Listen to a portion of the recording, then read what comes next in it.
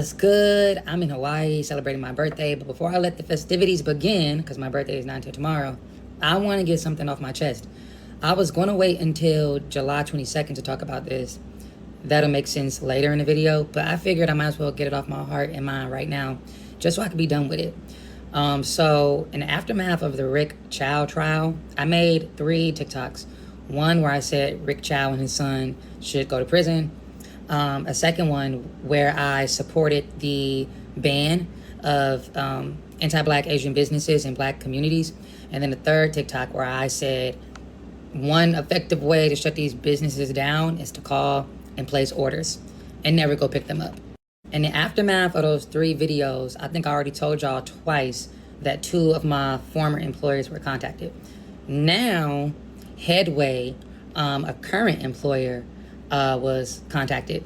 Headway is a platform for providers. I'm on there providing therapy. I don't talk about me ever being a therapist just because therapists are not allowed to have lives, be full human beings, have personalities, be crazy, whatever. Like, people think that we're saints and we're not. But I've been doing therapy for 5 years, and I've been on the Headway platform since September, late September, early October, till present.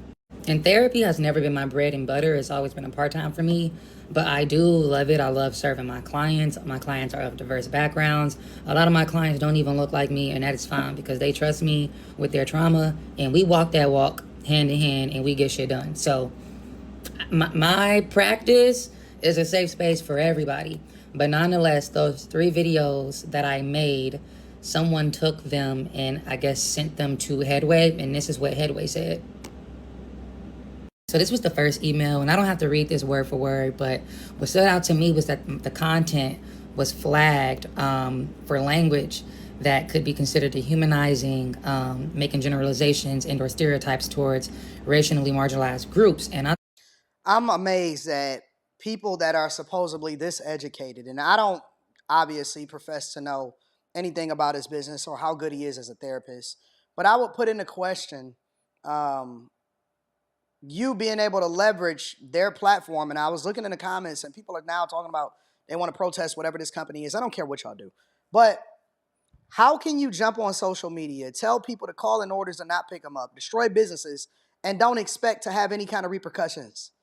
If your video goes viral or you get some visibility as a result of it, and basically what you see a lot of these people doing is piggybacking off of things that other people have said and done, because these are not original ideas, right? I've already reacted to other videos where people are doing some of the most egregious things, such as what he's suggesting.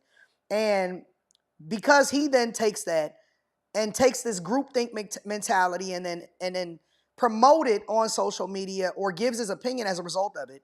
And I'm in no way, shape, or form a fan of doxing people. I think that people should have the opportunity to provide for their family and provide for themselves and so on and so forth. But what did you think was going to happen, right?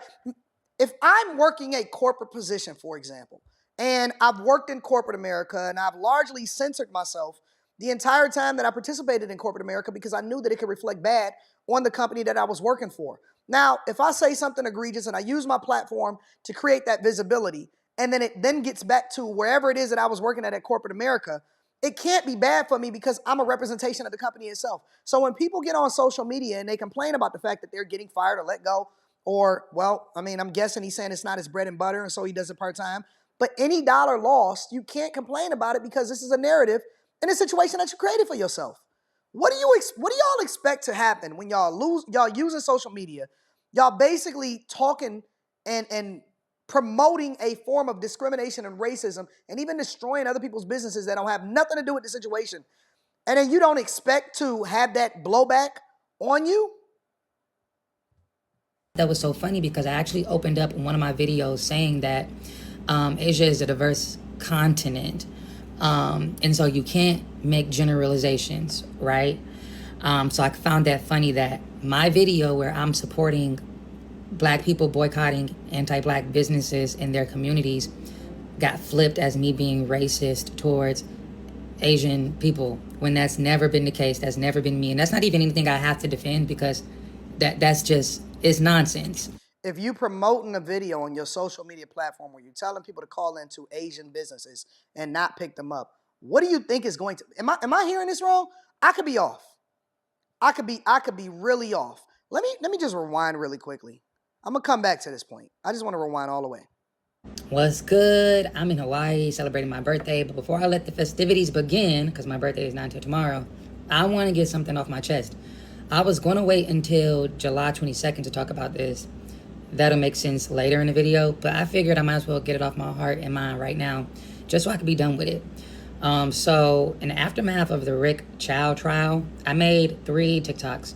One where I said Rick Chow and his son should go to prison. A second one where I supported the ban of anti-Black Asian businesses and Black communities. So all Asian businesses, okay. So I am hearing this right. I want to hear the last part. And then the third TikTok where I said one effective way to shut these businesses down is to call and place orders. Never go pick them up. So I'm not crazy.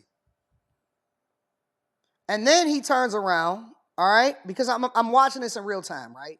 Then he turns around and he says this. For language that could be considered dehumanizing, making generalizations and or stereotypes towards racially marginalized groups. And I thought that was so funny because I actually opened up one of my videos saying that Asia is a diverse continent. And so you can't make generalizations, right?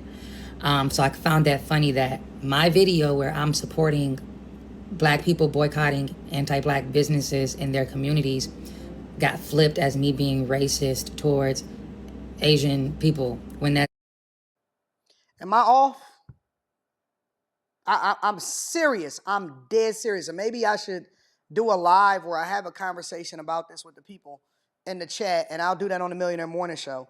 But I'm very confused at why y'all confused, and then y'all basically flipping it to make it seem like you're a victim when you did the exact opposite of what you.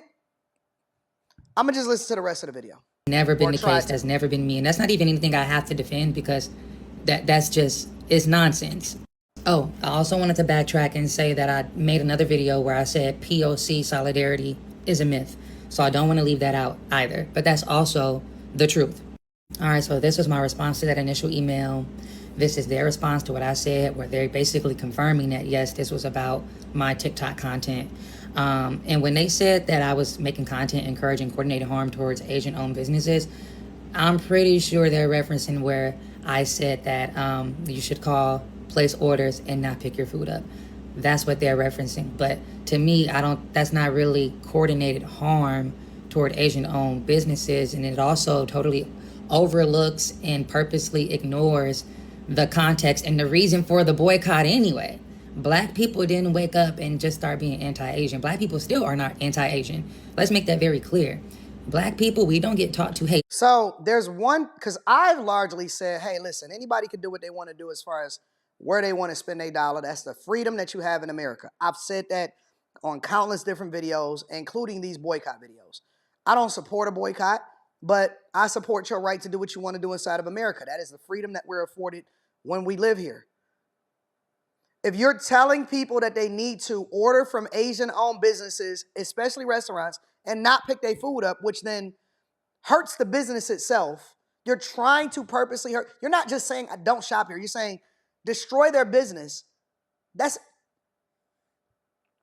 These are the people that y'all seeking therapy from?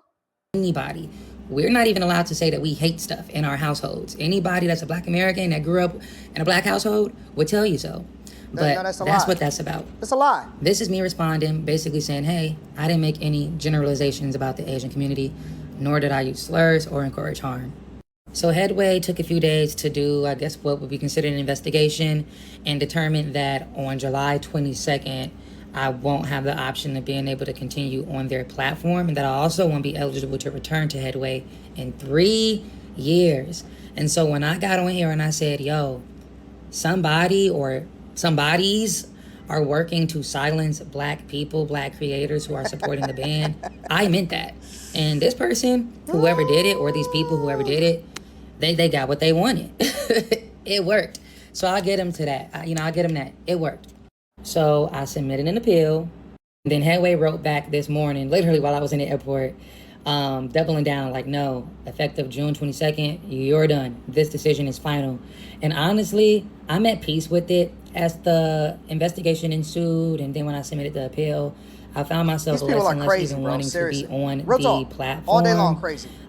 Here's the thing, I'm never going to stop advocating for black people, black lives, and I don't care even if that offends some black people.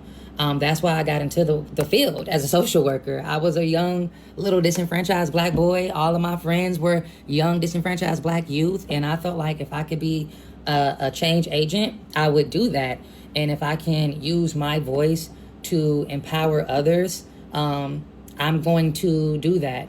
And if Headway is not in alignment with supporting black people, they can have that. No. Let's not try to make this, if they're not in alignment with supporting black people. You said some foul stuff. I always like to give credit to the content creator, so the link back down is in the description of the video. But I would love to know what you guys think. I don't need to see any more. I've spent too much time here. Let me know what y'all think. Make sure y'all tap into the Patreon. Link is in the description. T. Gently, 40% off your first order, 20% off of life. I love you. I appreciate you. I'll holler at you guys later. Peace.